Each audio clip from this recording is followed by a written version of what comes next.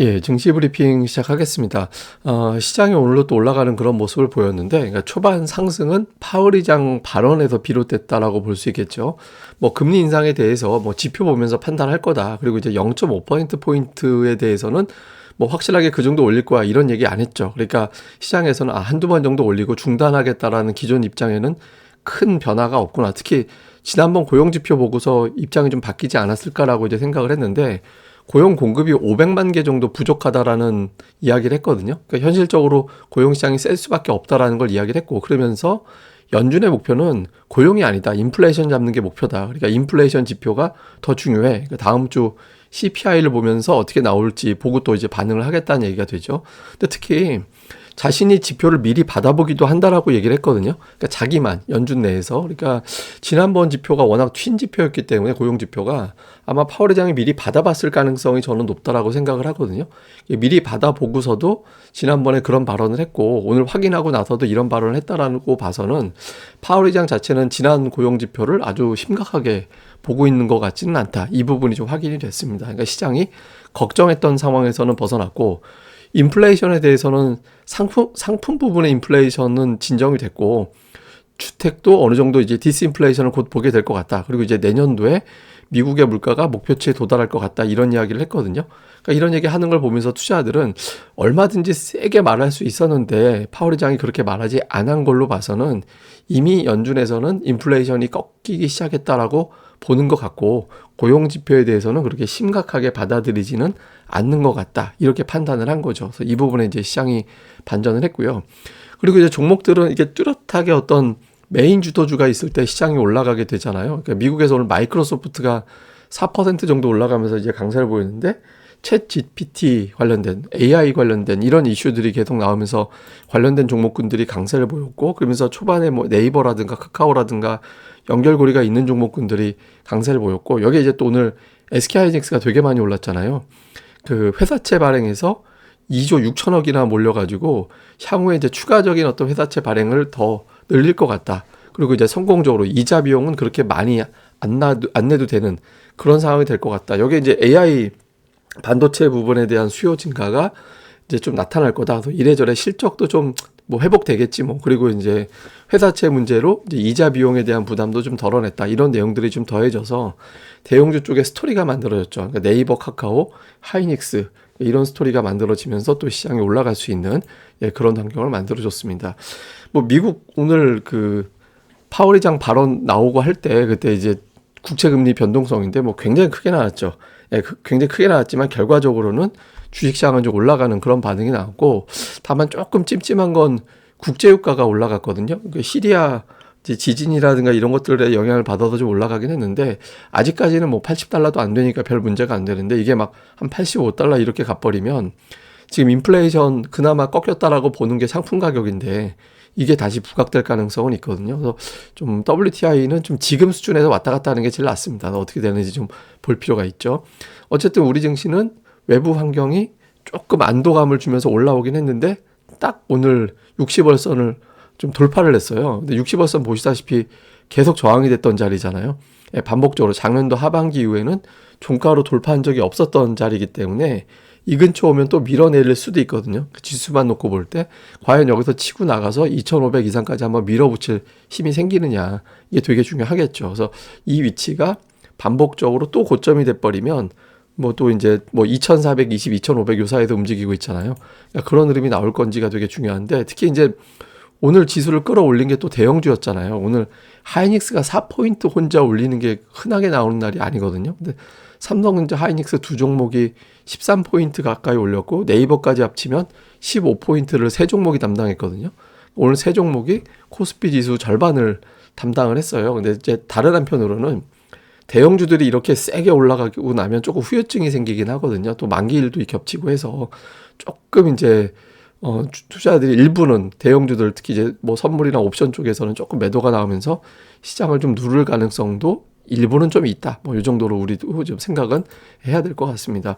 수급에서는 외국인들이 이틀 정도 매도하더니 그냥 6천억 원 굉장히 세게 매수하는 그런 움직임이 나왔고요. 기관은 이제 투신권이 매수를 하는 그런 움직임이 나왔고, 개인이 양시장에서 6천억을 매도를 했거든요. 6천억 매도하면 저자금은 그대로 또 예탁금으로 들어오게 되잖아요.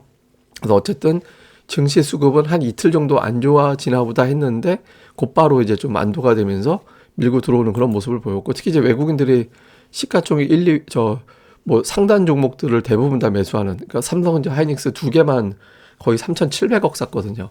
그러니까 전체 매수가 거의 6천억 정도 되는데 3,700억이 들어왔으니까 굉장히 세게 들어온 거고, 그다음에 2차 전지 관련주들, 그러니까 SDI나 LG에너지 솔루션 이런 게 들어갔고, 특히 2등 전기전자, LG전자, LG이노텍, 삼성전기 이런 종목들 오늘 비교적 큰 폭으로 올랐잖아요. 그러니까 삼성 SDI까지, SDS까지. 그래서 오늘 전기전자 쪽에 외국인 투자들이 뭐 화력을 좀 집중을 하면서 이제 시장을 끌어올렸습니다.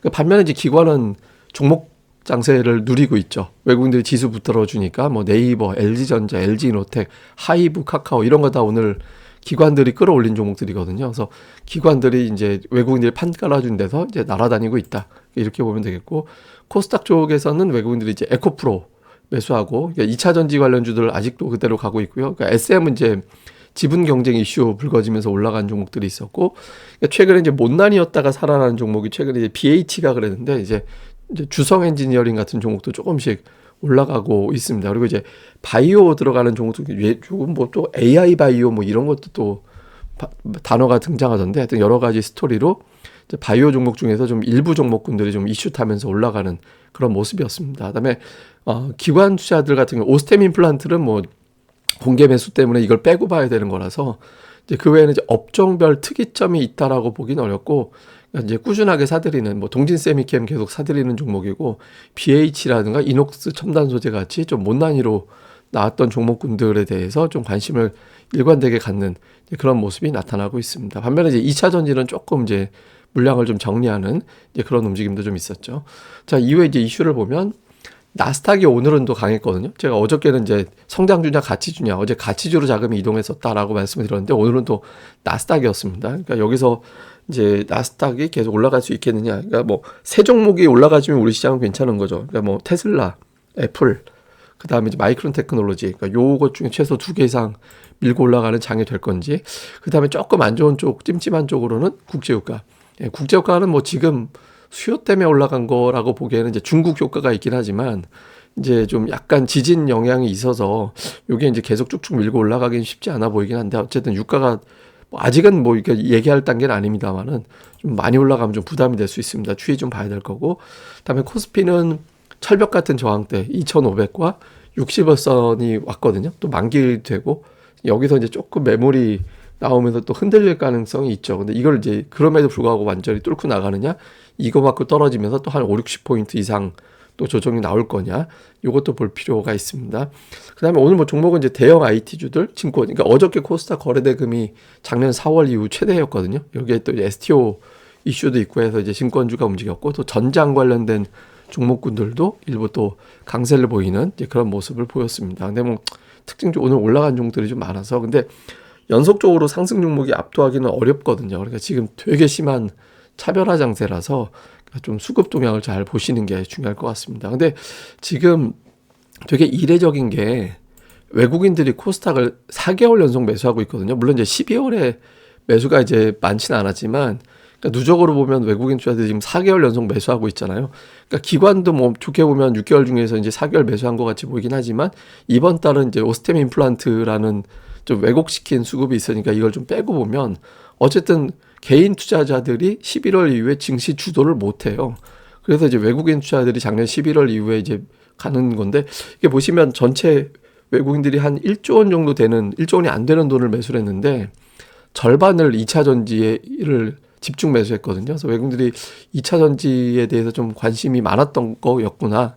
LG에너지 솔루션도 되게 많이 올라갔잖아요. 그래서 이런 형태의 어떤 움직임을 보이고 있습니다. 근데 이거는 이제 외국인들이 지수를 붙잡아 놨다는 의미고, 정작 수익률 게임은 기관이 벌이고 있거든요. 그래서 기관의 어떤 매매 종목들 이거 자꾸 이제 모니터링 하는데, 한 3일 주기로 계속 3일 동안 최근에 매수가 시작되는 종목군들 막 이런 것들을 좀 치열하게 자꾸 찾아보는 그런 과정도 필요할 것 같습니다. 뭐 제가 이제 카페에는 뭐 관련된 차트라든가 이런 것들, 오늘 뭐 요 내용은 제가 또 차트에도 올려드렸거든요. 그래서 이런 것들을 좀 제가 데이터가 될 만한 거는 계속 올려드리니까 많이들 방문해 주시고, 여기서 이제 올려져 있는 내용들도 좀 보시면 좋을 것 같습니다. 그리고 오늘도 이제 그 엠마리님이 오늘 강좌 올리는 날이어서 엠마리님의 이제 재무분석 강좌가 멤버십에는 또 올려져 있거든요. 그래서 이번 달 공지 보시면은 저희가 이제 멤버십 일정 나가 있잖아요. 요것도 일정대로 지금 진행이 되고 있으니까 많이들 또 관심 부탁드리겠습니다. 그리고 메인에 보시면 가입 안내 있으니까 또 참고해 보시면 될 것 같습니다. 예, 그럼 또 오늘 하루 잘 보내시고요. 저는 또 다음에 뵙겠습니다. 그리고 이 방송 구독하기와 좋아요까지 꼭 좀 좋아요까지 부탁드리겠습니다. 감사합니다.